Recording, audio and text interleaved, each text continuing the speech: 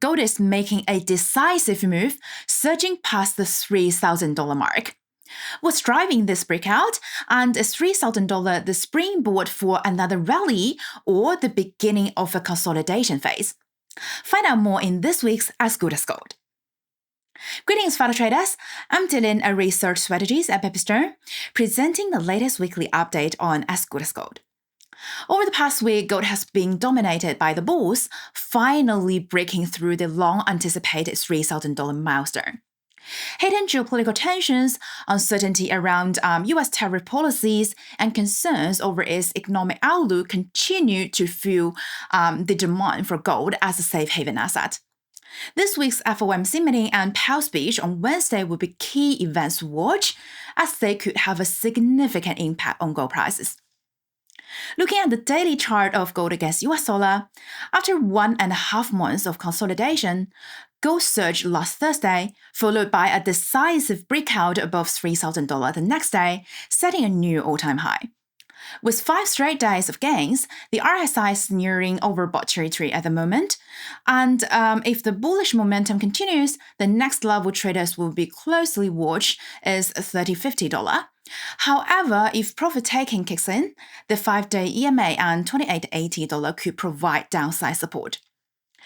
Gold's rally is due mainly driven by risk aversion, and just last week, I said in my video that gold would probably consolidate for a bit, and then it proved me wrong the very next day. It just shows how unpredictable the market has gotten.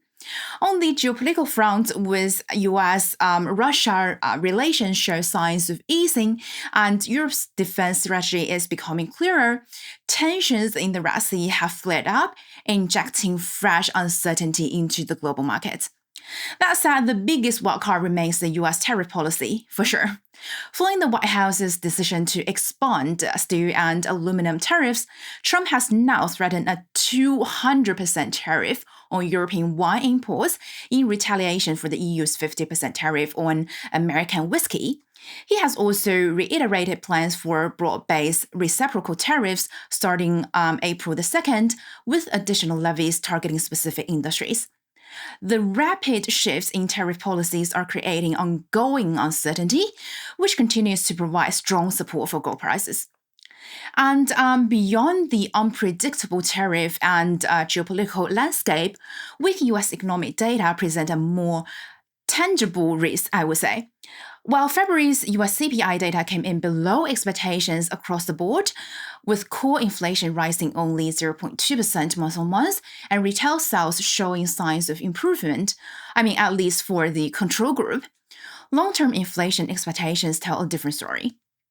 The latest University of Michigan 5 to 10-year inflation outlook surged to 3.9%, the highest in over 30 years, while the Atlanta Fed further downgraded its Q1 GDP forecast. The specter of stagflation remains a looming concern. And at the same time, U.S. fiscal challenges cannot be ignored at all. The Biden administration's reliance on massive monetary stimulus is now showing its long-term consequences, with rigid expenditures making up 85% of total fiscal spending, leaving very little room for deficit reduction.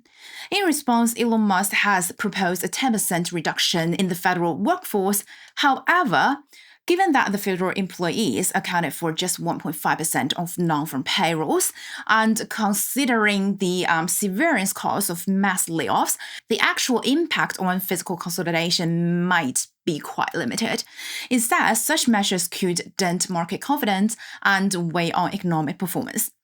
So for now, rather than a dovish Fed boosting gold through rate cut expectations, it seems more plausible that safe haven flows, driven by economic growth concerns of the US, are playing a bigger role in supporting prices.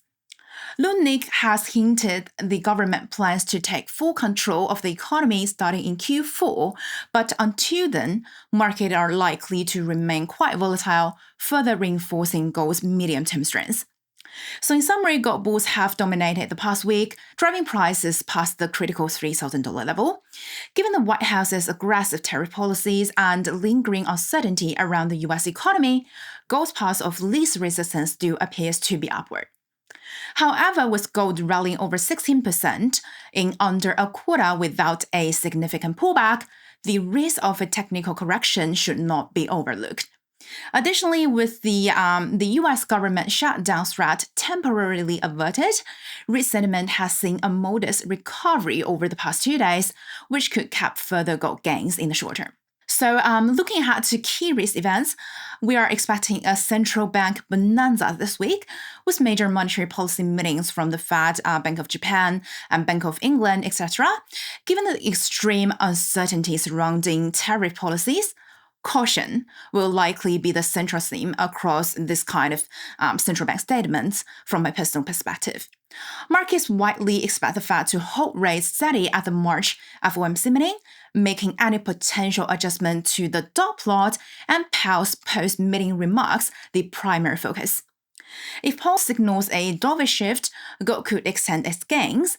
However, I feel like a more likely scenario would be that if Fed raises its inflation projections in the dot plot and Powell reiterates a patient stance on rate cuts, gold may face a short-term pullback.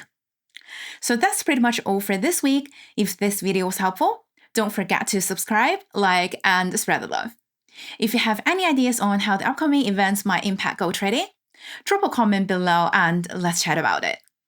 Stay tuned with Pepperstone for more insights and updates. And until then, happy trading!